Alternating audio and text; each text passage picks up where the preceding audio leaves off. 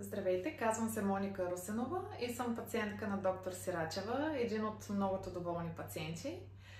Първото ми посещение в клиниката беше преди около 5 години, през 2020 година, когато реших да слагам брекети и с панорамна снимка ми беше установено, че имам кисти на 2 зъба. При което в интернет с реклама намерих клиниката на доктор Сирачева.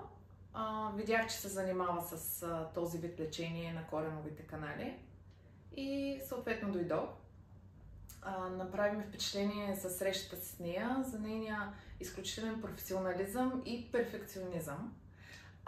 Беше ми изготвен подробен план на лечение, за който аз се съгласих. 3D снимка на зъбите, при което беше установена много сериозна кривина на канала, на върха на която имаше голяма киста и сепариран инструмент.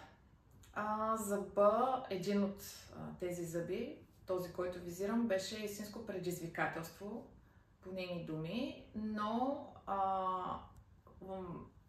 лечението беше успешно. Имаше дори стопяване на коста.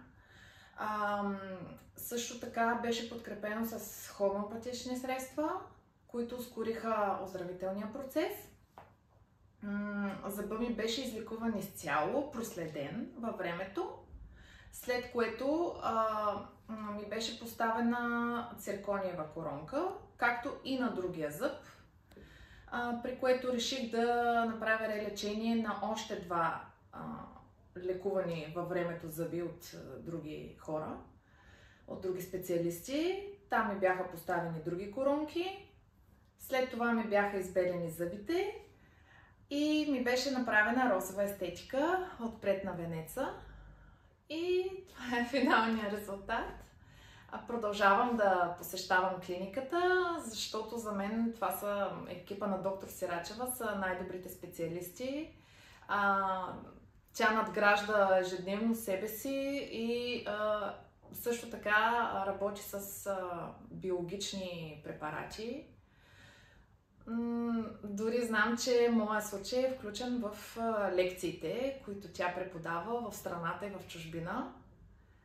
И така, не бих отишла пред други, не бих се доверила. Особено за такъв сложен случай като моя. Благодаря ви от сърце.